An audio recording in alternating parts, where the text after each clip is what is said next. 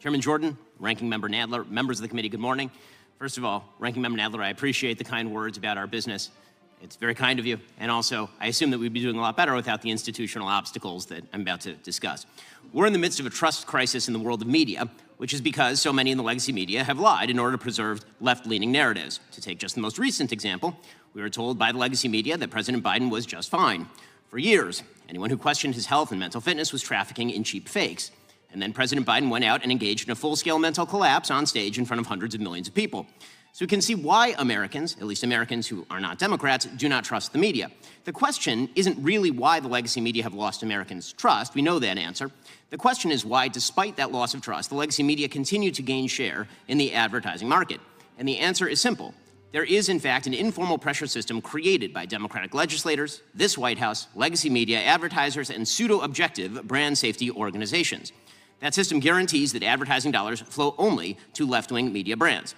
Let me explain how this works. When a conservative competitor to the legacy media arises, members of that legacy media and their political allies rush to paint such competitors as dangerous. The commentator Kara Swisher of the New York Times, for example, told the head of YouTube that my videos at Daily Wire were a, quote, gateway drug that would lead children, including her own teenage son, to watch neo-Nazi content.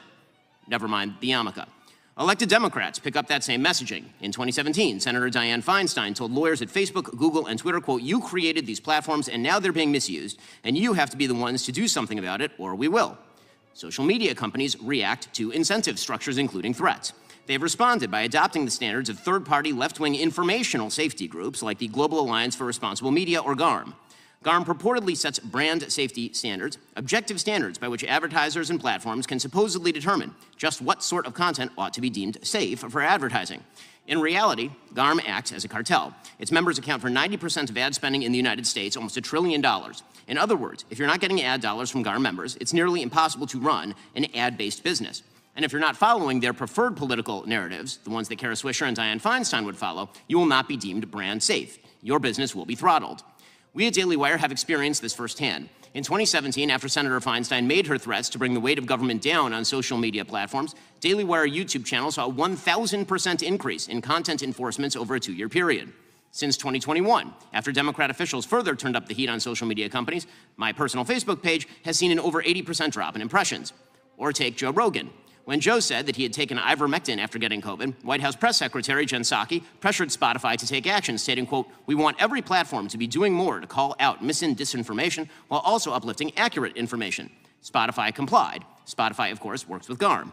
So, what are the brand safety standards that GARM uses? The standards begin with inarguable things that we've heard from the other witnesses, like preventing distribution of child sexual abuse material or stopping terrorism. But GARM doesn't draw the line at what is criminal, abusive, or dangerous. Their standards also include restrictions on hate speech, harassment, misinformation, or my personal favorite, insensitive, irresponsible, and harmful treatment of debated, sensitive social issues.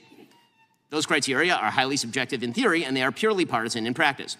For example, last year, Daily Wire host Matt Walsh was fully demonetized on YouTube, a GARM member. Why? For quote-unquote misgendering, which to GARM is to say that men are not women. Perfectly obvious facts now run afoul of GARM's censorship standards. Companies targeted by GARM, like the Daily Wire, Breitbart, Fox News, and so many others, reach hundreds of millions of people with opinions and beliefs long established as within the mainstream of American conservative thought. GARM and its members have no respect for the beliefs of those people. They would like them marginalized or squashed. It's time to stand up for the First Amendment in this Congress. Congress can do so in 2 ways. First, Congress must investigate the informal and perhaps formal arrangements between censorship cartels like GARM and executive branch agencies. The Daily Wire has already filed a federal lawsuit against the State Department for allegedly doing just this. Second, Congress can itself stop engaging in violation of free speech principles. 2 weeks ago, writing in dissent in Murphy versus Missouri, Justice Alito condemned what he called sophisticated and coercive government campaigns against free speech. Members of this committee have engaged in precisely such campaigns. When Congressman Schiff speaks about targeting social media companies that must be, quote, pulled and dragged into this era of corporate responsibility because they are too tolerant of misinformation, he knows what he is doing. He is participating in a sophisticated, coercive campaign against free speech. When Congresswoman Jayapal blames social media for placing America at the, quote, precipice of a democratic crisis and calls on them to target they deem hate groups, she also knows what she is doing. She is participating in a sophisticated, coercive campaign against free speech. When Congressman Hank Johnson says, quote, we need a constitutional amendment to allow the legislature to control the so-called free speech rights of corporations, he also knows what he is doing. We all know what these government actors, what some people in this room are doing. You're using the tacit threat of government action to compel private companies to throttle viewpoints you don't particularly like. The First Amendment was not designed to enable workarounds by elected officials. It was directed at Congress, at you, and you're abdicating your fundamental duty when you exert pressure on private companies to censor speech. Some in this room have been doing just that. For years, we in the non-legacy media have been feeling the effects. In the name of the Constitution and in the name of democracy, this should stop.